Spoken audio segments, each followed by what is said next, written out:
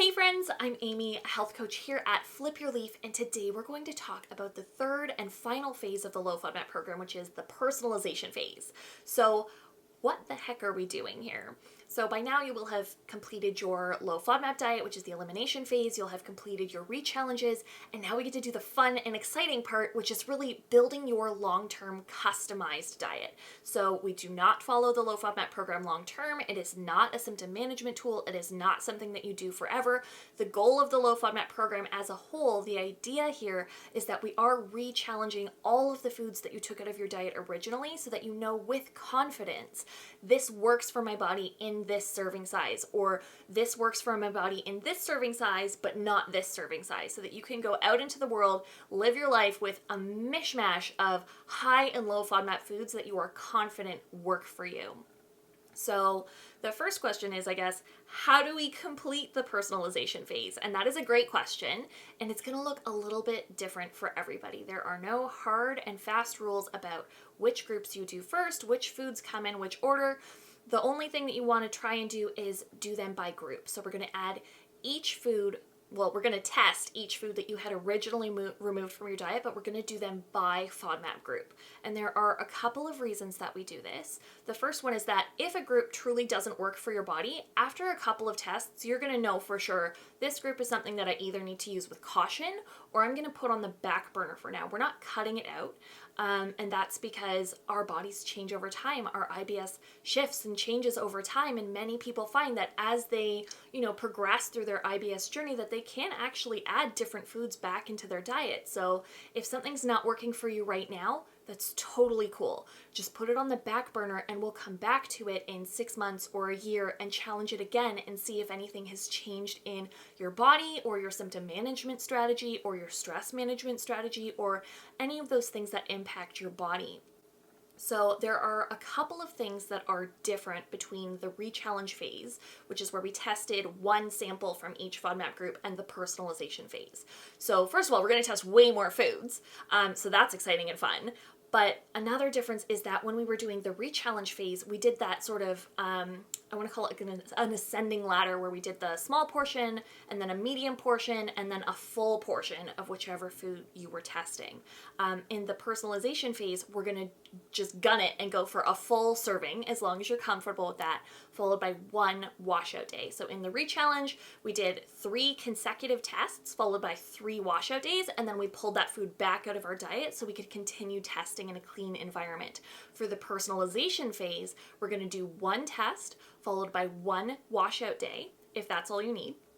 And then we're going to do, and then you can add that food back into your diet permanently. So that can just stay there forever. Congratulations, you have added a new food into your diet. And we're just going to continue rolling through each of the foods that you removed within that FODMAP group until you've sort of run out of foods from there. Now, as a caveat, if something's not working for you, like, you do not need to force it. No one is trying to torture you or hurt your body in any way.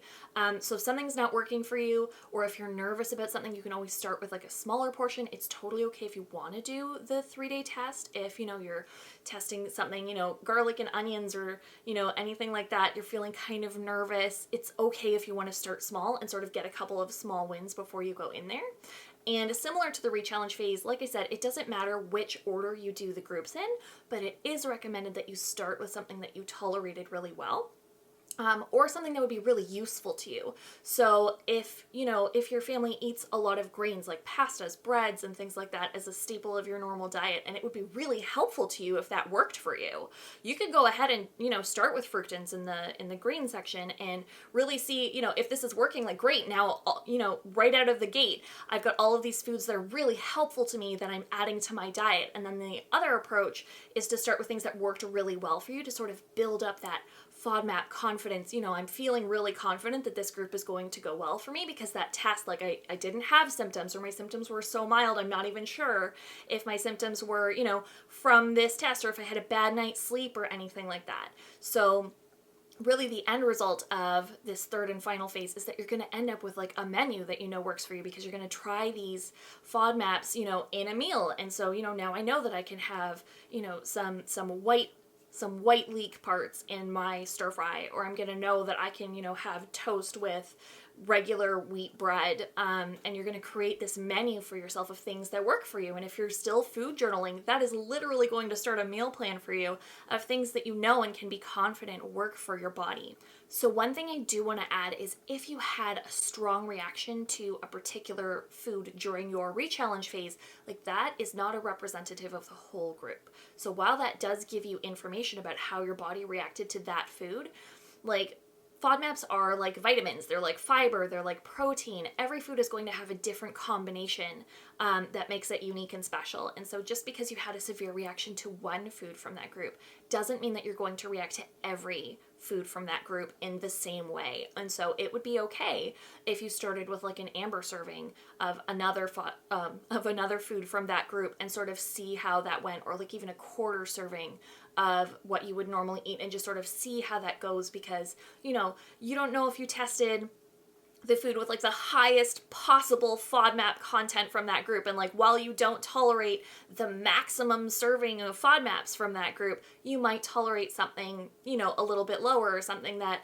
caps out at an amber serve, or something that a quarter serving of a red serving. There are so many options when it comes to this, and the goal or the idea of the personalization phase is really to like cram as many foods back into your diet as you can without leaving that, I want to say, like a sense of comfort, or leaving that stability of your symptoms where they're not perfect, right? We're not going for perfection here. The FODMAP diet is one of many tools that you should be using to manage your daily symptoms.